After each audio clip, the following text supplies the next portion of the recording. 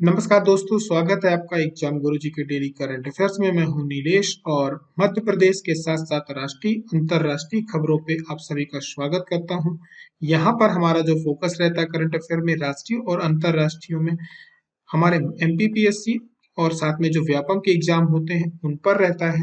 तो सारे के सारे जो करंट अफेयर्स रहते हैं, जिस प्रकार से हमारे क्वेश्चन का नेचर रहता है एमपीपीएससी और व्यापम के एग्जाम्स में, उनके अकॉर्डिंग हम क्वेश्चंस आपके बीच में लेकर के आते हैं। और यदि आप एमपीपीएससी की तैयारी कर रहे हैं और आपका टारगेट 2022 का एग्जाम है, तो आप एग्जाम गुरुजी से प्री और मेंस के नोट्स परचेज कर सकते हैं, जिनके साथ ऑफर चल रहे हैं। प्री के नोट्स के साथ आपको डेली आंसर राइटिंग यानी डीएपी 895 की मिलती है 1299 के नोट्स के साथ। वहीं 3000 के नोट्स के साथ आपको मिलते हैं साथ में एमपीपीएससी मेंस की टेस्ट सीरीज। ये दोनों बिल्कुल फ्री हैं और नोट्स की डिलीवरी भी आपको फ्री मिलेगी। आप ज्यादा जानकारी के लिए नीचे दिए गए नंबर पे कांटेक्ट करेंगे या एग्जाम गुरुजी के ऐप से डायरेक्ट परचेज कर सकते हैं। साथ ही में यदि आप स्कॉलरशिप टेस्ट में पार्टिसिपेट करना चाहते हैं तो 99 के रुपीज के रजिस्ट्रेशन फीस के साथ आप कर सकते हैं, जिसका एग्जाम 8 जनवरी 2023 को होने वाला है। और इसमें बहुत सारे प्राइज आपके लिए रखे गए हैं और साथ ही में इसमें बहुत बड़ा सिलेबस नहीं है। आपका एमपीजीके पूछा जाएगा और 2022 का करंट अफेयर्स रहेगा। और जो जो पार्टिसिपेट करेंगे सभी के लिए कुछ ना कुछ रहेगा। ज्यादा जानकारी नीचे दिए गए नंबर पर आप सभी को मिल जाएगी। शुरुआत करते हैं हम सबसे पहले अपने पिछले दिनों क्या पढ़ा है उसके रिवीजन के साथ। तो सबसे पहले हमने देखा था कि जो ग्लोबल एविएशन सेफ्टी रैंकिंग है, भारत इसमें 48वें नंबर पे आ गया। बहुत बड़ी उपलब्धि है क्योंकि हम 102 जो हमारी रैंक थी उसके बाद हम 48 नंबर पर आए हैं। हाल ही में देश में किस मेट्रो ने दुनिया का सबसे लंबा डबल डेकर वायडाक्ट बनाने में रिकॉर्ड बनाया है? तो ये बनाया नागपुर की मेट्रो ने। एनएससीसीआई का अध्यक्ष किसे नियुक्त किया गया? तो राजीव लक्ष्मण कालिंदकर को किया गया है। और लोंगेवाला युद्ध की इक्यावनवीं अमलवी वर्षगांठ मनाई गई है राजस्थान में पराक्रम मुक्ति दिवस के रूप में। विश्व मृदा दिवस कब मनाया जाता है? तो 5 दिसंबर को मनाया जाता है। विश्व आयुर्वेद कांग्रेस का आयोजन जो इस बार किया जाने वाला है वो गोवा में किया जाने वाला है। मध्य प्रदेश में गांव को सौर ऊर्जा से बिजली की आपूर्ति के लिए, उनको आत्मनिर्भर बनाने के लिए सौर ऊर्जा में, वो हमारे यहाँ सूर्य शक्ति अभियान चलाया गया है। प्रदेश के खिलाड़ी हैं प्रभाकर राजावत, के रोइंग के खिलाड़ी हैं। देश का पहला शासकीय पंचकर्म सेंटर खुशीलाल आयुर्वेदिक संस्थान है भोपाल में, वहां पर खोला गया है। मध्य प्रदेश युवा इंटर्नशिप योजना जो मध्य प्रदेश शासन के किस विभाग की योजना है? अटल बिहारी वाजपेयी जो सुशासन नीति एवं संश्लेषण संस्थान है उसकी योजना है। शुरुआत करते हैं राष्ट्रीय अंतर्राष्ट्रीय खबरों के साथ। पहला प्रश्न, निम्न किन दो देशों के मध्य 51वां जो मैत्री दिवस का आयोजन किया गया है? तो इसका राइट आंसर होगा भारत एवं बांग्लादेश के बीच। देखिए ऐसा क्या है, भारत ने बांग्लादेश का जो 1971 का युद्ध हुआ था उसमें बांग्लादेश को आजाद कराने में बहुत बड़ा योगदान दिया था। कुल मिलाकर के बांग्लादेश को भारत ने ही पूरा का पूरा सैन्य सहयोग किया था। और उसी के उपलक्ष्य में हमारे और बांग्लादेश के बीच में मैत्री दिवस मनाया जाता है। लेकिन इसकी जो तारीख निर्धारित करी गई है वो 6 दिसंबर की, वो जो अभी भारत भारत के प्रधानमंत्री की और शेख हसीना के बीच में जो बैठक हुई थी, अभी ये राजकीय यात्रा में आई हुई थी, तो उन्होंने उस समय पे मार्च में 6 दिसंबर की डेट डिसाइड की थी कि इसे हम मैत्री दिवस के रूप में मनाएंगे। एक तरह से पाकिस्तान को संदेश देने का भी होता है कि हमारी वजह से तुम्हारे दो टुकड़े हुए, ठीक है। अब ये 71 के युद्ध को इसलिए भी जाना जाता है क्योंकि ये अपने आप में, इसमें बहुत बड़ी जो एक सेना, लगभग 93,000 पाकिस्तानी सैनिकों ने भारत के सामने क्या किया था? हथियार डाला था, आत्मसमर्पण किया था, तो इस वजह से इसे याद करके रखा जाता है। और बांग्लादेश इसको 16 से 17 दिसंबर को अपनी मुक्ति दिवस के रूप में मनाता है। और ये 93,000 जो सैनिक थे, ये द्वितीय विश्व युद्ध के बाद किसी भी युद्ध में सबसे ज्यादा आत्मसमर्पण करने वालों की संख्या थी। और बांग्लादेश जो कि पहले क्या था, पाकिस्तान का हिस्सा था, ठीक है, पूर्वी पाकिस्तान का रूप में जाना जाता था। तो इसको 16 दिसंबर को क्या हुआ था, भारत ने पूरी की पूरा इसका सहयोग किया लड़ाई में। और हमारे यहाँ के जो लेफ्टिनेंट जनरल जगजीत सिंह थे, इनके सामने पाकिस्तान के जो लेफ्टिनेंट जनरल नियाजी थे, इन्होंने क्या किया था, और साथ ही में बांग्लादेश की जो मुक्ति वाहिनी सेना थी उसके सामने इन्होंने संयुक्त सेना के साथ में आत्मसमर्पण किया था। प्रश्न क्रमांक 2 है, निम्न में से कौन पहली आईसीसी महिला अंडर 19 जो वर्ल्ड कप विश्व कप क्रिकेट होने वाला है T20 फॉर्मेट का, उसकी कौन होगी कैप्टन होंगी? तो ये होंगी शेफाली वर्मा। शेफाली वर्मा जो होगी T20 में महिलाओं का अंडर 19 में जो वर्ल्ड कप होने वाला है उसकी कैप्टन होगी। ये हरियाणा की रहने वाली है, प्रतिभावान खिलाड़ी है, क्योंकि ये एक तो पहली बात तो T20 के जो फॉर्मेट पे इंटरनेशनल क्रिकेट में सबसे कम उम्र का प्रतिनिधित्व करने वाली क्रिकेटर है। साथ में इन्होंने सचिन तेंदुलकर का एक पुराना रिकॉर्ड था अर्धशतक मारने का 15 वर्ष की उम्र में, इसको इन्होंने तोड़ दिया है। और ये सबसे कम उम्र की अंतरराष्ट्रीय अर्धशतक लगाने वाली ये क्रिकेटर बन गई हैं। बात करते हैं प्रश्न क्रमांक 3 में, बीसीसीआई का सीनियर भारतीय महिला क्रिकेट टीम की यहाँ पर बात हो रही है। तो बल्लेबाजी में कोच किसे नियुक्त किया गया है? तो जो नए कोच होंगे वो होंगे ऋषिकेश कानेटकर। ठीक है, भारतीय क्रिकेट टीम के ये पुराने खिलाड़ी भी रहे हैं। अब ये क्या है, जो सीनियर हमारे यहाँ की सीनियर महिला क्रिकेट टीम है उसके क्या होंगे, ये कोच रहेंगे। इनके पहले जो थे रमेश पोवार थे, जो कि स्पिनर हैं, ये पहले कोच थे। लेकिन अब ये है राष्ट्रीय क्रिकेट एकेडमी जो एनसीए बैंगलोर में है, उसमें स्पिन गेंदबाजी के कोच इन्हें नियुक्त किया गया है। अब भारतीय करी जाए यदि भारतीय क्रिकेट टीम की, तो इसके पहले जो क्या कनेक्टर थे, वो अंडर 19 जो पुरुषों की क्रिकेट टीम थी उसके भी कोच थे, और उन्होंने 2022 के वेस्ट इंडीज में विश्व कप जीता था। भारतीय क्रिकेट कंट्रोल बोर्ड हमारे यहाँ का क्या है, क्रिकेट का शासी निकाय है, एक स्वायत्त संस्थान है। ठीक है, एनजीओ एक तरह का, जो कि टैक्स नहीं देता है सरकार को, और ये भारतीय राष्ट्रीय खेल महासंघ के दायरे में भी नहीं आता है। इसकी स्थापना कब हुई थी? 1928 में हुई थी। वर्तमान में जो इसके अध्यक्ष है वो रोजर बिन्नी है। इसके पहले जो अध्यक्ष थे वो ग्रोन ग्रोवान थे। मुख्यालय कहाँ है? हमेशा याद रखना है, मुंबई में है आरबीआई का, और इसका मुख्यालय मुंबई में। भारत का पहला रियल टाइम गोल्ड एटीएम कहाँ शुरू किया गया है? तो इसका राइट आंसर होगा कि जो इसकी शुरुआत की गई है वो हैदराबाद में की गई है। ये है गोल्ड एटीएम। यहाँ से हम कार्ड डालेंगे, पैसा डालेंगे, तो यहाँ से सोना निकलेगा। तो सोना निकालने वाली मशीन है ये, और भारत की पहली मशीन है। चर्चाओं में काफी रहा है कि इधर से आलू डालो तो उधर से सोना निकलेगा, तो बिल्कुल ठीक वैसा है। इसमें हम इधर से कार्ड डालेंगे तो उधर से सोना निकलेगा। एक नई खोज हुई है, चिढ़ाते चिढ़ाते देखो नया इवेंट हो गया। तो अब ये कहाँ लगाया गया? ये हैदराबाद में लगाया गया, किसी सरकार के द्वारा नहीं लगाया गया है। गोल्ड इसका प्राइवेट लिमिटेड एक कंपनी है जिसने ये एटीएम लगाया है। ये रियल टाइम गोल्ड एटीएम होगा, मतलब कि उस समय पे जब आप कार्ड डालोगे, गोल्ड की जो कॉस्ट होगी, ये उतना पैसा काट के उतना ही सोना आपको देगा। सोने की मात्रा इसमें पहले से डिसाइड होगी, जिस प्रकार से एटीएम में 500 के, 1000 के, 2000 के, 100 के नोट पहले से ही डले रहते हैं। हम सिर्फ अमाउंट डालते हैं, उतने ही नोट हमें वो देता है, करेंसी देता है। इसी प्रकार से जितना हम अमाउंट डालेंगे पहले से डिसाइड है कि आपको इसी क्रम में मिलेगा। तो ये 0.5 ग्राम से लेकर के 100 ग्राम तक का इन्होंने डिसाइड कर रखा है। अपने को ग्राम सेलेक्ट करना है, अमाउंट डालना है, और क्या करना है, सोना निकाल लेना है। ठीक है, तो ये लगा कहाँ है? ये हैदराबाद में लगा है। बढ़ते हैं हम लोग प्रश्न क्रमांक 5 की तरफ। अच्छा प्रश्न है आज का, ऑपरेशन 777 का संबंध किस विभाग से है? तो इसका राइट आंसर होगा कि ये जो विभाग है ये कौन सा है? ये कृषि विभाग है। इसको इसलिए याद रखना है क्योंकि ऐसे प्रश्न हमसे अक्सर पूछ लिए जाते हैं। तो ऑपरेशन 777 है क्या? पहली बात तो ये कि ये ड्रोन से जुड़ा हुआ एक प्रोजेक्ट है। किसका? एक प्राइवेट ऑर्गेनाइजेशन है जिसका नाम है गरुड़ एरोस्पेस टेक्नोलॉजी। इनका क्या है, ये एक मेक इन इंडिया के प्रोजेक्ट के तहत, हमारा जो मेक इन इंडिया प्रोग्राम चल रहा है उसके अंडर में कृषि विभाग के लिए ये ड्रोन्स का क्या कर रहे हैं, ड्रोन के पायलट प्लस ड्रोन की टेक्नोलॉजी का क्या कर रहे हैं, उस पर काम कर रहे हैं। तो इनका टारगेट है कि अगले 2 वर्षों में हम 1 लाख से अधिक ड्रोन का निर्माण करेंगे, साथ ही साथ में हम इसके लिए पायलटों को ट्रेनिंग देंगे। तो ऑपरेशन 777 नाम क्यों रखा है? ऑपरेशन 777 इसलिए रखा है क्योंकि इसमें इन्होंने 777 जिलों को कवर करने के लिए क्या कर रखी है, अपनी तैयारी कर रखी है। इसीलिए इसका नाम ऑपरेशन 777 रखा गया है। ड्रोन की जो आपने शुरुआत देखा है कि मध्य प्रदेश में हमारे यहाँ ग्वालियर में इसकी शुरुआत हुई है। 5 जिलों का चयन किया गया है जहां पर ड्रोन की क्या करी जाएगी, ट्रेनिंग दी जाएगी लोगों को। कृषि में खेतों में दवाइयों का छिड़काव है, ठीक है, और जो उसके अलावा बाकी की जो निगरानी करना है, कहीं कीट वगैरह तो नहीं लगा है। और भी ड्रोन में धीरे धीरे अपडेट्स आएंगे। तो इसका मेन फोकस रहेगा कृषि के लिए टेक्नोलॉजी का या प्रौद्योगिकी पे क्या करना, रिसर्च करना और उनके लिए इक्विपमेंट्स बनाना। तो गरुड़ एरोस्पेस कृषि तकनीक पे काम कर रही है और ये सरकार के साथ मिलकर के काम कर रही है, सरकार को सहयोग कर रही है खेती के क्षेत्र में। तो ऑपरेशन 777 का नाम याद रखना है। हम लोग बढ़ते हैं प्रश्न क्रमांक 6 की तरफ। मीराबाई चानू, जिनको पूरा नाम है सैखोम मीराबाई चानू, इन्होंने अभी वेट लिफ्टिंग में विश्व चैंपियनशिप में कौन सा पदक जीता है? इन्होंने जीता है रजत पदक। ठीक है, ये है मीराबाई चानू।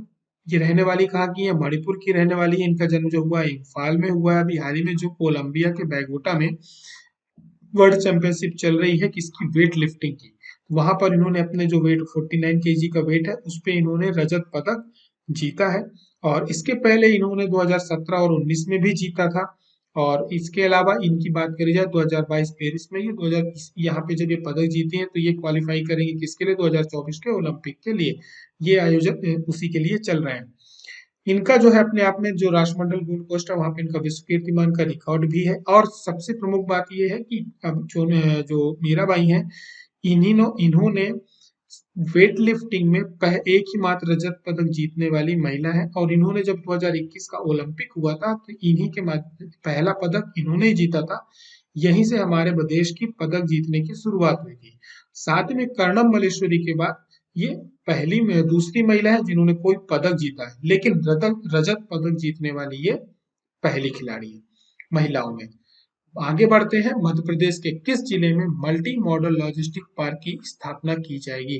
तो ये जिला होगा मध्य प्रदेश का इंदौर। पीथमपुर की भी बात चल रही है, लेकिन अभी जो कैबिनेट की बैठक हुई है उसमें इन्होंने इंदौर को अप्रूवल दिया है। मल्टी लेवल मार्केट की लॉजिस्टिक पार्क जो होते हैं, देखिए पहली बात तो ये कि सरकार का क्या चल रहा है, सेंट्रल गवर्नमेंट का प्रोजेक्ट चल रहा है भारतमाला परियोजना, जिसमें जल, सड़क, ठीक है, और ट्रेन, रेलवे सब कुछ को एक साथ जोड़ा जा रहा है।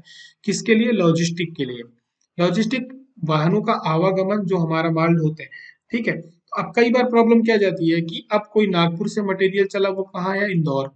अब इंदौर से फिर दूसरी जगह से लेके जाना है उसको ग्वालियर, ग्वालियर से उसको लेके जाना है दिल्ली। अब इसके बीच में कई बार कुछ प्रोडक्ट्स ऐसे होते हैं कि इनको एक सेंटर पॉइंट ढूंढा जा रहा है कि कहाँ पर हम एक सारी सुविधाएं लॉजिस्टिक के लिए जो उपलब्ध होती हैं, एक तो वो बनाए। दूसरा, ट्रकों में जो हमारा आवागमन हो रहा है इसको हमें क्या करना है? कम करना है, क्योंकि बहुत सारा जो डीजल होता है उसकी खपत भारत को होती है और भारत के ऊपर क्या होता है? पेट्रोलियम पदार्थों का लोड आता है। हमारा बहुत सारा पैसा किसमें खर्च हो रहा है? हमारा बहुत सारा पैसा क्रूड ऑयल खरीदने में खर्च हो रहा है। तो सरकार उसकी बचत के लिए कर रही है कि ऐसे लॉजिस्टिक पार्क का निर्माण कर रही है जहां पे ये सारे के सारे जो माल आता है इसको हम एक जगह इकट्ठा कर ले, और यहाँ से जो ट्रकों की हमारी कैपेसिटी है 1 टन से बढ़ा करके हम इसको 30 टन तक करके ले जाए। तो हमारे जो 30 चक्कर है ये बचेंगे, यानी हमारा कितना सारा डीजल बचेगा। साथ ही में यदि वहां पर संभावना हो तो रेलों को भी कनेक्टिविटी कर दी जाए, ताकि जो सड़क के माध्यम से आवागमन हो रहा है ये धीरे से शिफ्ट हो जाए किसमें? रेल में। यदि जल से कनेक्ट कर सकते हैं उस क्षेत्र को तो हम जल से कनेक्ट कर दें, तो हमारा रोड और ट्रेन के ऊपर आवागमन क्या होगा, मतलब लोड क्या होगा? कम होगा। तो इसकी वजह से भारत का बहुत सारा जो क्रूड ऑयल में पैसा खर्च हो रहा है वो बचेगा। मेन सरकार का फोकस इस पे है। साथ में हमारे यहाँ क्या होगा? पर्यावरण प्रदूषण भी कम होगा। इसके लिए सरकार ने जो टारगेट रखा है 35 मल्टी मॉडल लॉजिस्टिक पार्क की स्थापना का रखा है। इसके लिए अलग से कंपनी बनाई गई है, लेकिन देश की जो पहली मल्टी मॉडल लॉजिस्टिक पार्क की स्थापना करी गई है वो कहाँ करी गई है? वो करी गई है असम के जोगीघोपा जो जगह है वहां पर की गई है। लेकिन देश का सबसे बड़ा जो मॉडल लॉजिस्टिक पार्क होगा वो कहाँ पर होगा? गुजरात के अहमदाबाद जिले में किया जाएगा। मध्य प्रदेश सरकार ने इसकी अब शुरुआत कर दी है, देखते हैं इसका इनोग्रेशन कब होगा।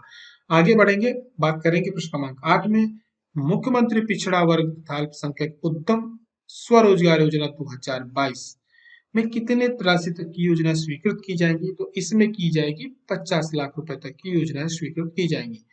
मध्य प्रदेश के अंदर जितनी भी उद्योगों, रोजगार से संबंधित योजनाएं चल रही हैं उनको कंठस्थ कर लीजिए। उनके प्रमुख क्लॉज होते हैं कि ये किस विभाग की योजना है, किस उद्देश्य की योजना है, कितने आयु तक के लोग इस पे अधिकतम और मिनिमम तक को लोन ले सकते हैं, उनकी एजुकेशन क्वालिफिकेशन क्या होनी चाहिए, अमाउंट कितना रहेगा मिनिमम और मैक्सिमम। मोटी मोटी बातें इनको याद करके रखिए, क्योंकि सरकार रोजगार को लेकर के बहुत ज्यादा एक्टिव है, इन योजनाओं को लेकर के भी बहुत एक्टिव है। तो संभावना यहाँ से प्रश्नों के बनने की बहुत ज्यादा रहेगी। तो इस योजना में आप बात करोगे तो ये बिल्कुल ठीक उसी प्रकार से जो मुख्यमंत्री उद्यम क्रांति योजना चल रही है उसी के अनुसार संचालित की जाएगी। नई योजना उद्योग आप स्थापित करना चाहते हो तो उसके लिए सरकार आपको लोन प्रोवाइड करेगी। लोन आपको क्या है? 12 लाख रुपए तक का दिया जाए, मतलब आपकी जो आय है वो 12 लाख से अधिक नहीं होनी चाहिए। लोन आपको 50 लाख तक का दिया जाएगा। 1 लाख से 50 लाख तक की कोई भी परियोजना या उद्योग आप डालना चाहते हो तो स्वीकृत मिलेगी 3% के ब्याज दर के साथ 7 वर्षों के लिए। आगे की डिटेल्स जब सरकार इस पे काम कर लेगी आएगी तो मैं आपको उसको अपडेट कर दूंगा। प्रश्न क्रमांक 9, राज्य कंप्यूटर सिक्योरिटी इंसिडेंट टीम का गठन किया गया। किसका किया गया? राज्य कंप्यूटर सिक्योरिटी इंसिडेंट टीम। ये किसके प्रशासकीय नियंत्रण में कार्य करेगी, मतलब ये किस विभाग के अंतर्गत रहेगी? तो इसका राइट आंसर होगा ये मध्य प्रदेश का विज्ञान प्रौद्योगिकी विभाग है। कोई कंफ्यूजन नहीं रखना, इलेक्ट्रॉनिक्स की तरफ बिल्कुल मत जाना, मैप आईटी की तरफ भी नहीं जाना है अपने को, एमपीसी रिसीट, क्योंकि सभी के सभी इसी विभाग से जुड़े हुए हैं। ये रहेगा विज्ञान एवं प्रौद्योगिकी विभाग की तरफ। देखिए, आपने जो केंद्र सरकार की एजेंसी है सीईआरटी, इसका नाम सुना होगा, ठीक है। किस पर काम करती है? आप यदि थोड़ा बहुत भी सोशल मीडिया में एक्टिव रहते हैं तो आपको जब साइबर से संबंधित कुछ अपडेट्स आते होंगे, ठीक है, तो वो आपने देखा होगा वहां पर सीईआरटी का नाम जरूर लिखा रहता होगा। ठीक, ये क्या है, ये एक एजेंसी है, ऑर्गेनाइजेशन है जो हमारे भारत सरकार का कि जो कि किस पे काम करता है, पूरी तरह से ये साइबर सुरक्षा संबंधित जो काम होते हैं कि जैसे हमारे क्या कहते हैं कि हमारे पास कई बार हम लोग के साथ साइबर क्राइम हो जाते हैं, हमारा पैसा हम लोग को साथ ब्लफ करके ले लिया जाता है या हमारा अकाउंट हैक कर लिया जाता है, कुछ डमी ऐप अपलोड करके पेमेंट करवा लिया जाता है। तो इस प्रकार के जो फ्रॉड केसेस होते हैं उन पर ये काम करती है, उनको ट्रेस करती है। तो इन्होंने ये कहा कि सभी, अब इन लोगों के बीच में क्या हो रहा है, राज्यों के साथ समन्वय नहीं हो पा रहा है। तो अब ये बोला गया है कि भाई आप एक अपने हर राज्य अपने यहाँ पे क्या करे, एक राज्य स्तर की कमेटी का गठन करे और एक पूरा का पूरा एक सेंटर बनाए, उसको पूरी तरह से अपडेट करे, वहां पे सिस्टम से लेके पूरा का पूरा अपनी एक टीम हो जो डायरेक्ट इनके साथ कांटेक्ट करेगी, ताकि जो ये क्राइम चल रहे हैं, साइबर सिक्योरिटी संबंधित जो समस्याएं चल रही हैं, रेमन्सवेयर का भी धीरे से अभी रिपोर्ट आई थी कि हमारे यहाँ रेमन्सवेयर के अटैक काफी बढ़ रहे हैं और सभी जगह बढ़ रहे हैं, तो इनको क्या किया जा सके, कंट्रोल किया जा सके, क्योंकि जैसे जैसे डिजिटलाइजेशन बढ़ेगा तो साइबर क्राइम भी बढ़ेगा। तो इन्हीं उद्देश्यों के साथ इसकी क्या करी जा रही, शुरुआत की जा रही है। वर्तमान में मंत्री कौन है हमारे यहाँ के विज्ञान एवं प्रौद्योगिकी, तो श्री ओम प्रकाश शकलेचा है। प्रश्न क्रमांक 10 में देखते हैं, निम्न में से किस रेलवे स्टेशन का नाम बदल करके टांट्या मामा रेलवे स्टेशन कर दिया गया, तो वो है रेलवे स्टेशन हमारा पाताल पानी रेलवे स्टेशन। 4 दिसंबर को टांट्या मामा का बलिदान दिवस मनाया गया है, जिनको फांसी कहा दी गई थी 19 अक्टूबर को जबलपुर में दी गई थी, इंदौर जेल पे रखा गया था। लेकिन बाद में क्या हुआ कि इन्हें पाताल पानी में ले जाकर के इनकी बॉडी को वहां पर फेंक दिया गया था। और पाताल पानी का ये जो पूरा का पूरा क्षेत्र रहा, खंडवा वाला क्षेत्र रहा, ये इनका क्या था, ये पूरी इनकी कर्मस्थली रही। तो वहां के रेलवे स्टेशन का जो नाम है पाताल पानी में, पूरा वहां पे सरकार उसको पर्यटन के रूप में भी डेवलप कर रही है, मंदिर भी बनवाया गया है, मूर्ति की भी स्थापना हुई वहां पर। 2 जगह मूर्तियां लगाई गई, एक पाताल पानी में लगाई गई है और दूसरी आपकी इंदौर का जो भंवर कुआं चौराहा था, जो कि मध्य प्रदेश के पीएससी के जो सारे छात्र लगभग वहीं रहते हैं जो इंदौर आते हैं, उस चौराहे का नाम भी टांट्या मामा चौराहा किया गया है। तो उसी क्रम में अब रेलवे स्टेशन का नाम भी टांट्या मामा रखा गया है। ये बेसिकली जो आता है, ये महू तहसील, जिसे डॉक्टर बाबा साहब अम्बेडकर नगर भी कहते हैं, बाबा डॉक्टर अम्बेडकर नगर, उसके अंतर्गत आता है पाताल पानी। यहाँ पे 300 फीट का झरना है और अक्सर खबरों में रहता है, कोई डूब गया या मर गया, कोई सुसाइड कर लिया, उसके लिए बहुत ज्यादा खबरों में रहता है।